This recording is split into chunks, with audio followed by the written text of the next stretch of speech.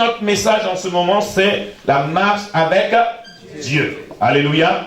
Nous avons parlé de comment marcher, les différentes manières de marcher, n'est-ce pas?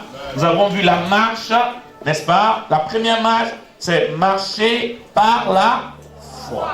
Alléluia. Nous marchons par la foi. La deuxième marche que nous avons vue, c'est la marche. Nous marchons en nouveauté de vie. Alléluia. On ne peut pas marcher avec Dieu s'il n'y a pas de nouveauté. Quelque chose de nouveau doit se produire dans notre vie. On ne peut pas dire qu'on est chrétien, né de nouveau, et nous sommes toujours pareils. C'est qu'il y a quelque chose qui ne va pas, qui ne marche pas, et qui a besoin de marcher. C'est pourquoi, frère, nous avons vu que la marche, et comme le dit la Bible dans le Nouveau Testament, il dit aller de progrès en progrès. Marcher, c'est avancer. On ne peut pas marcher et puis rester statique. C'est pas possible, hein? N'est-ce pas? Alléluia. Alléluia. Votre amen n'est pas fort. Il est inquiétant. Alléluia. On ne marche pas pour reculer. On marche pour avancer. Et les chrétiens qui marchent sans avancer ont un problème. Quand nous parlons d'avancement dans tous les domaines, n'est-ce pas? Nous parlons d'avancement spirituel, avancement matériel, avancement financier, avancement professionnel. Vous devez avancer dans tous les domaines. Car la Bible dit dans 3 Jean, il dit, bien-aimé, je souhaite que tu prospères à tous égards, comme prospère l'état de ton âme. Mes frères, si je dois prospérer à tous égards, comme l'état de mon âme, si mon âme est malade, comment pourrais-je prospérer à tous égards? Là est la question. Donc, il dit comme l'état de ton âme. Mais si ton âme déjà ne veut pas prospérer, ton âme n'accepte pas la prospérité. Mais comment parlons-nous de prospérité? Et le problème se trouve là. La Bible dit qu'il faut prospérer. Ça c'est vrai. La Bible dit que tu prospères à tous égards. Comme prospère l'état de ton âme. Mais mon âme est déjà en défaillance, en déséquilibre. Mon âme est déjà malade. Donc ça va rejaillir sur ma prospérité. Et qu'elle dit amen. Amen. La marche en 2, en 3, nous avons dit marcher selon l'esprit. Alléluia. Ne pas marcher selon la vue. Ne pas marcher selon les choses de ce monde. Mais marcher selon l'esprit. Je vous ai dit, frères et sœurs, l'esprit de Dieu nous parle très souvent et bien souvent. Et beaucoup d'entre nous, quoique Dieu l'a dit, je vais te bénir.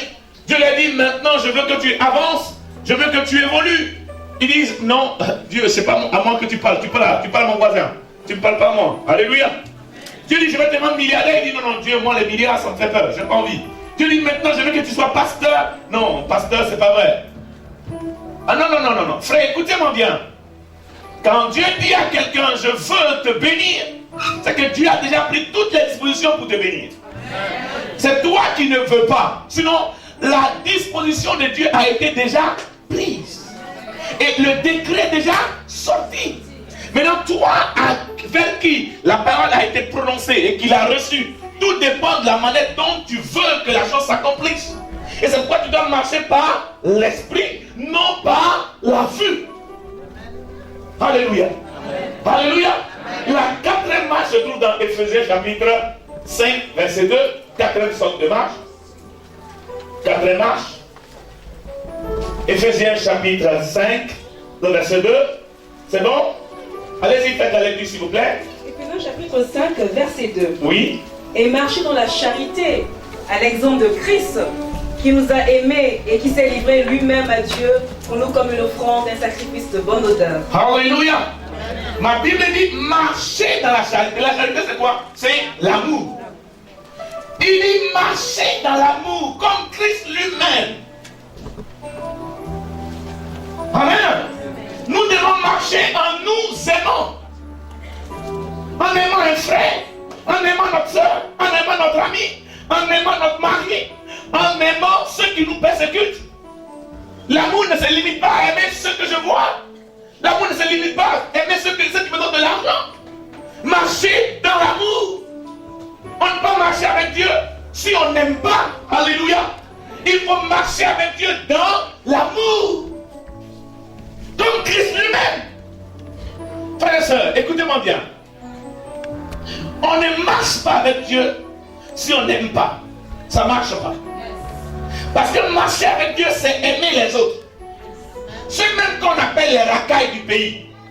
Ceux qu'on appelle les gens, les clochards. Il faut que les chrétiens sachent que l'amour est aussi pour les clochards. Ceux qui sont assis là dans la rue, qui n'ont que la boisson. Quand tu as Dieu, tu t'assois auprès d'eux. Pendant qu'ils sont en train de boire, tu te mets assis sans boire et tu leur prêches l'évangile. On ne prêche pas l'évangile seulement aux hommes riches. Ou bien on n'encadre pas seulement les riches. Je dis aux pasteurs, aujourd'hui je parle des bishops, je parle des évêques, je vois beaucoup d'évêques, je vois beaucoup de chrétiens, beaucoup de pasteurs, surtout les pasteurs de nos jours. Aujourd'hui, on a des pasteurs qui n'encadrent qu'une catégorie de personnes qui ont un peu d'argent. Et quand les autres n'ont pas d'argent, il n'y a pas d'encadrement. Mais ce n'est pas ça l'évangile. L'évangile dit d'aimer tous nos frères, aimer même nos ennemis. C'est comme ça qu'on pourra voir que vous avez la marque de Jésus dans votre vie. L'amour de Dieu s'est manifesté au travers de la croix. Elle n'est pas manifestée pour mourir. Jésus n'est pas mort seulement pour les riches. Il est mort aussi pour les pauvres. Il n'est pas mort seulement pour les bons, il est aussi mort pour les mauvais. Il n'est pas mort il n'est pas mort pour seulement les soi-disant, je ne sais, des hommes de couleur. Il est mort pour toute la terre entière. Il n'est pas mort pour les évangéliques seulement. Il est aussi mort pour les rosicruciens. Il est aussi mort pour les francs-maçons. Il est aussi mort pour les féticheurs. Il est aussi mort pour les sorciers que tu ne veux pas, à qui tu ne veux pas parler. Il est aussi mort pour ceux que tu ne veux pas voir. Jésus est mort pour toutes ces personnes. C'est ça l'évangile. L'amour de Dieu est manifesté pour toute la terre entière. Comment tu peux marcher sans aimer? C'est pas marcher avec Dieu. C'est pas marcher avec Dieu. Alléluia. Alléluia. Cinquième chose, cinquième manière de marcher. 1 Jean chapitre 1, verset 7. 1 Jean chapitre 1, verset 7. Mais si nous marchons dans la lumière, comme il est lui-même dans la lumière, nous sommes mutuellement en communion, et le sang de Jésus, son Fils, nous purifie de tout péché. Reste debout. Si nous marchons dans la lumière, marchons dans la... Non, je ne vous entends pas. Marchons dans la lumière. Si nous marchons dans la lumière, qu'est-ce qui se passe? Comme il est lui-même dans la lumière. Comme il est lui-même dans la lumière. Nous sommes mutuellement en communion. Nous sommes mutuellement en communion. Comment marcher? Marcher dans la lumière. Écoutez mon frère. Et regardez ici. Regardez-moi. Sacha, tu peux courir et venir? Sacha, s'il te plaît.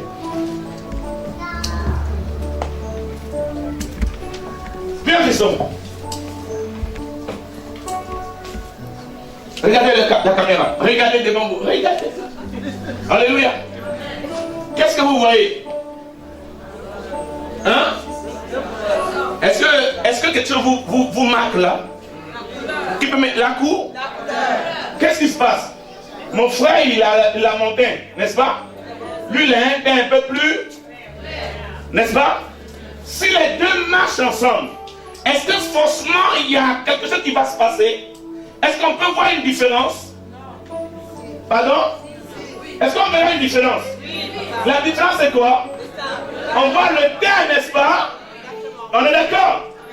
Si vous marchez avec ce monsieur et que vous avez ce monsieur à côté, les deux personnes là, forcément, même si vous ne voulez pas, vous allez voir un contraste.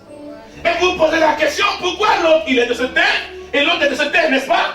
Mais plus ils vont se fréquenter, on verra que celui-ci ou celui-là, l'un ou l'autre, impactera positivement son frère ou négativement son frère, au point où l'autre voudra ressembler à...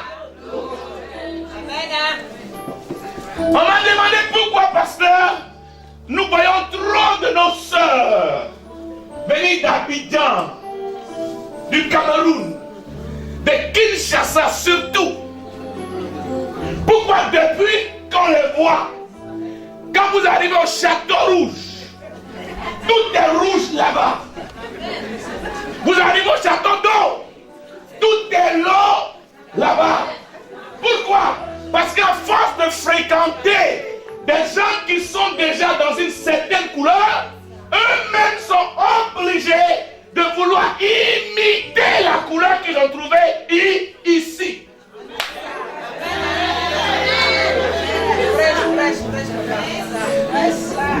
Marcher dans la lumière.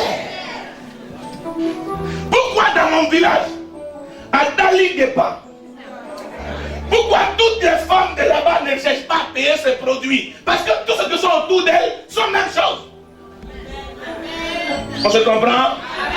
Si je dis que je suis chrétien et que je suis né de nouveau, marchons dans la lumière. Car lui-même est lumière. Donc si je suis ténébreux, comme je marche avec lui, je dois commencer à m'accommoder à la lumière, à la vérité, à l'amour. Je dois commencer à marcher par la foi. Parce que Jésus est la lumière. Si on me voit et que les ténèbres renferment mon visage, quand on me voit, mon visage devient lumineux. Quelqu'un dit Amen 3 fois. C'est lui la lumière. Marchons dans la lumière. Comment fais-tu, toi qui dis que tu es chrétien, enfant de Dieu, et tu marches à cause des ténèbres? Il y a un problème. Il y a un problème. 6e marche.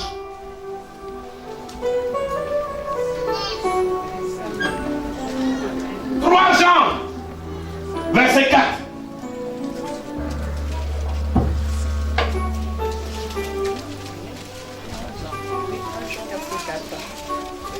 Jean 1, si vous voulez, verset 4. 3 Jean, verset 4. Oui. Je n'ai pas de plus grande joie que d'apprendre que mes enfants marchent dans la vérité. Alléluia. 6e, c'est la marche dans la vérité. Je nous ai dit la vérité, frère, fait mal. Et la vérité rougit les yeux. Mais la vérité ne casse pas les yeux. Quelqu'un dit Amen très fort. Nous devons marcher dans la vérité. Tu ne peux pas dire que tu marches avec Dieu et puis il n'y a que le mensonge dans ta bouche.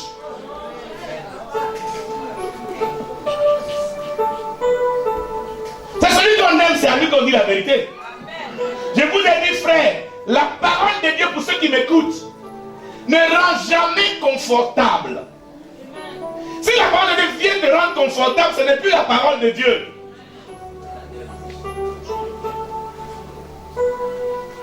Quelle loi arrange les gens? Toutes les lois sont des lois mécontentes. Écoutez, on va faire toutes les réformes de retraite. Ça ne plaira à personne. Il aura 2 satisfaits, 10 mécontents. Quelqu'un comprend? Quelqu'un dit Amen? Parce qu'il y a des choses qui n'arrangent personne. Et la vérité n'arrange pas. Mais il faut quand même l'accepter.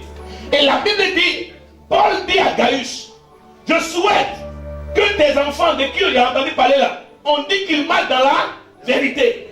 Est-ce que c'est la vérité? Oui, c'est la vérité. Mais les gens ici, ils marchent dans le mensonge. Ils mentent même sur leur propre nom. Ils mentent sur leur propre personne. Bon, je dis, hein, tu fatigues qui? C'est toi qui fatigues.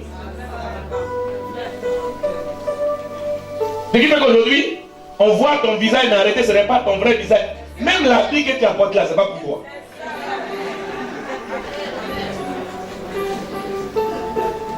Acclamons ici.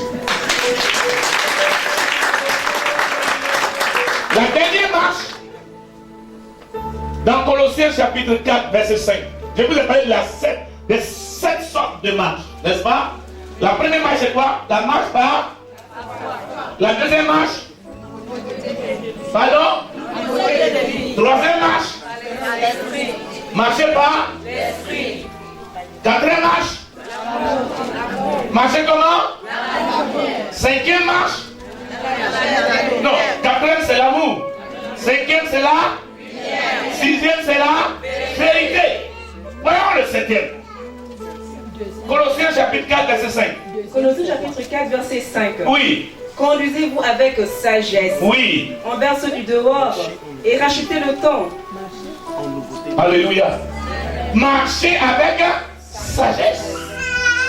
Les chrétiens ne marchent pas comme des fous, comme des insensés. Le chrétien, c'est celui qui marche avec sa sagesse. Quand une situation arrive, tout dépend de comment tu répliques. Alléluia. Nous devons marcher avec quoi? Sagesse.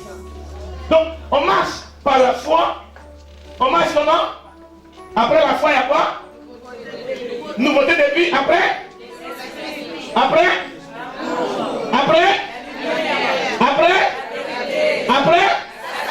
Si tu as cette manière de marcher, tu es un chrétien qui a atteint un niveau important. Et Dieu peut reconsidérer ta manière de marcher avec lui. Quelqu'un comprend ce que je lui fais comprendre? Alléluia. Alléluia. Frères et sœurs, parce que les gens ne marchent pas par la foi. C'est pour ça qu'ils écoutent la télé.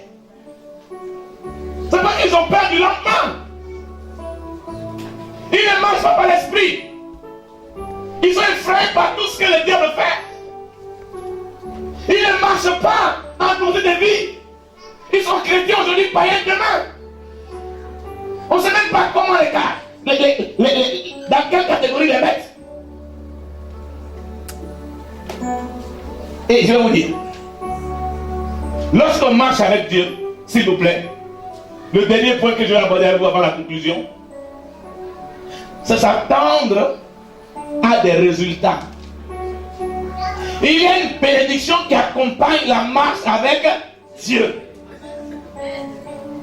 On ne peut pas marcher avec Dieu et puis être pareil. C'est qu'il y a un problème. Soit c'est toi qui as un problème, ou soit c'est que tu ne connais pas Dieu.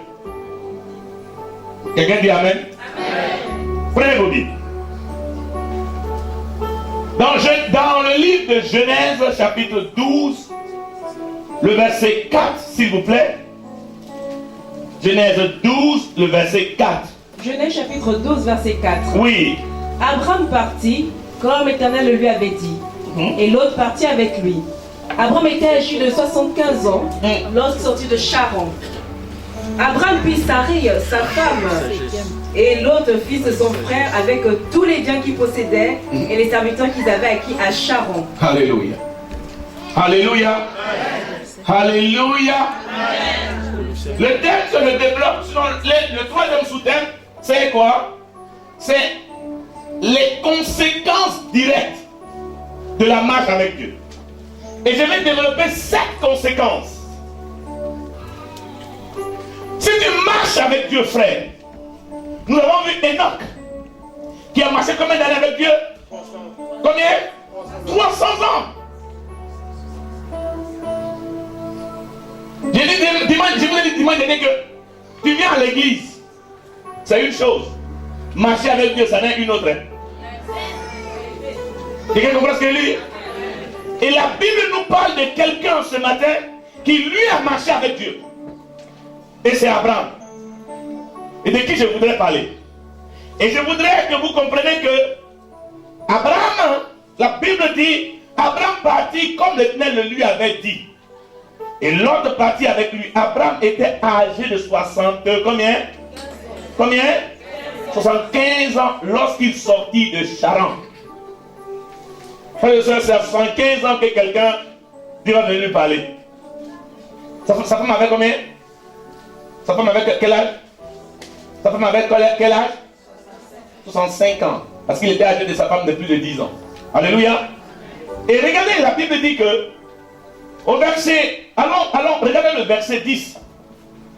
Il dit, il eut une famine dans le pays et Abraham descendit en Égypte pour y séjourner, car la famine était grande dans le pays. Genèse chapitre 12, le verset 10. Dis Amen. Il eut une famine dans le pays. Et Abraham descendit en Égypte pour y séjourner. Car la famine était grande dans le pays. Comme ils étaient prêts d'entrer en Égypte, il dit à Saraï, sa femme, voici, je sais que tu es une femme belle de figure, à 105 ans. C'est quand même bizarre. Hein? Quelqu'un dit à sa femme qui a 65 ans, je sais que tu es une femme belle. Frère, c'est compliqué. Hein? Quand les Égyptiens te verront, ils diront, c'est sa femme. Et ils me tueront et te laisseront la vie.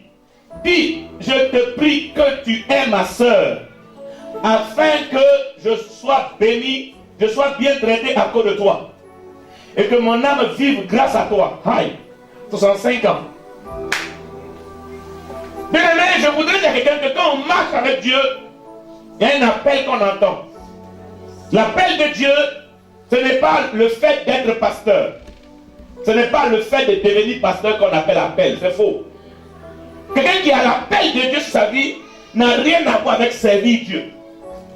Parce que beaucoup se trompent. Quand quelqu'un, on vous dit, Dieu t'a appelé, ça ne veut pas dire que Dieu veut que tu sois pasteur. L'appel de Dieu, c'est amener dans ta vie la transformation radicale de Dieu sur ta vie. C'est ça l'appel de Dieu. L'appel de Dieu, c'est la nouvelle naissance. L'appel de Dieu, c'est le fait de ne plus vivre comme tu vivais avant et de vivre en nouveauté de vie. Oh my God. Alléluia.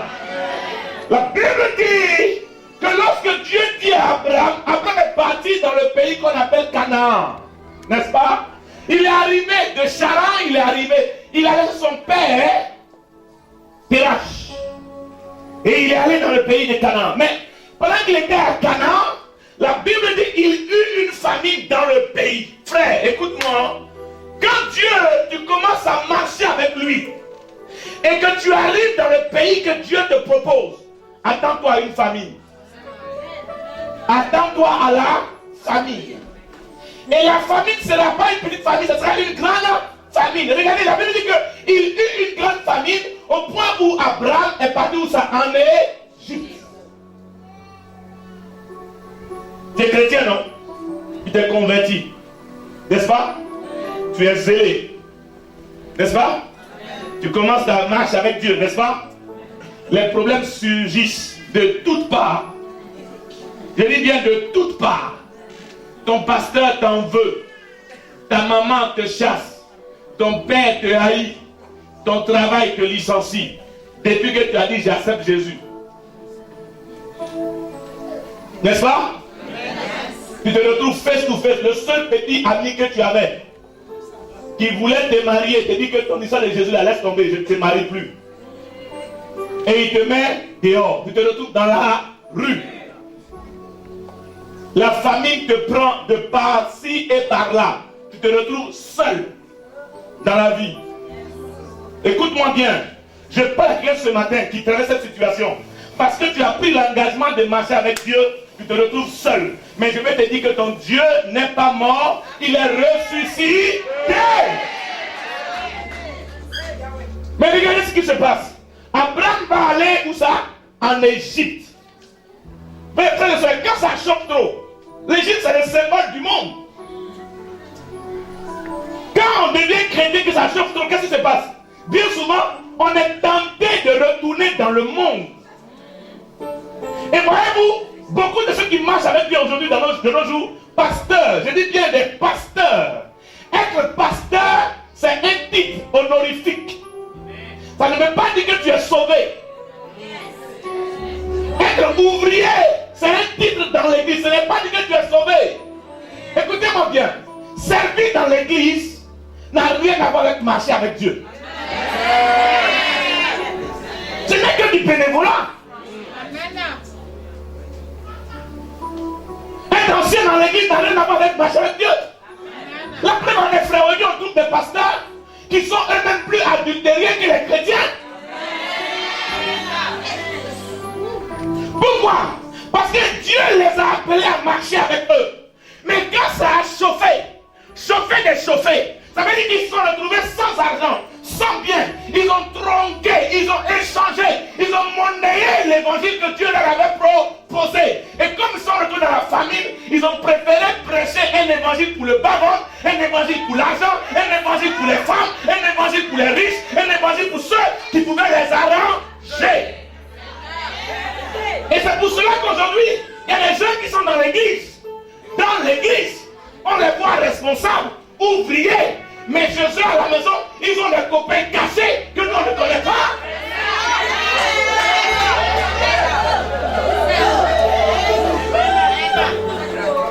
Chrétien dans l'église, il est encore avec le mari de quelqu'un d'autre. Il est chrétien de visage, mais en réalité vous voyez son corps. Mais sa vraie nature là, est encore en Égypte. Elle est retournée en Égypte. Quand on marche avec Dieu, dès que tu marches avec Dieu, les épreuves commencent, les situations commencent, les difficultés commencent. Maintenant, tout va dépendre de toi. Souvent, bien souvent, malgré ta responsabilité, tu retournes en Égypte dans la pensée. Tu retournes en Égypte dans ta pensée. Et on te voit venir à l'église. Tu marches, mais en réalité, il y a encore l'Égypte en toi. Je vous ai dit, une chose est de quitter l'Égypte physiquement, mais une autre est de quitter l'Égypte spirituellement. C'est pourquoi les gens, quoi qu'ils sont à l'église, ils ont encore des comportements de païens. Ils ont quitté l'Égypte physiquement, mais ils y sont en paix spirituellement. Ils ont des copines dans l'église. Ils sont même plus que les gens qui sont dans les cabarets. Pasteur, je parle de pasteurs. Ils ont la bière, pasteur. Ils ont le vin, pasteur. Ils ont des copines, pasteur. Bishop, évêque. Je m'adresse à toi qui m'écoute ce matin. Être chrétien n'a rien à voir avec vivre dans le monde. Tu peux venir devant les gens et puis prêcher l'évangile. Tout le monde peut le faire. Mais tout dépend de la transformation que le Seigneur a produit dans ta vie. Si tu n'es pas transformé, tu peux paraître, mais ton extérieur est pourri. La Bible dit dans Matthieu, dans le Seigneur nous dit Dieu, je dirai, je ne vous connais pas. Et vous direz, n'avons-nous pas chassé les démons en ton nom, guéri les malades, oh, purifier les lépreux, et puis quoi? Même les marabouts font pareil.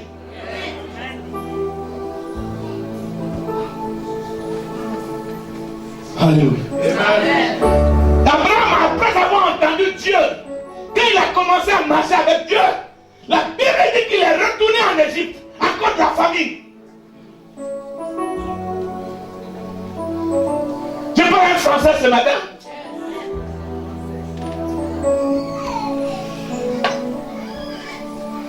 Le diable te fait des propositions.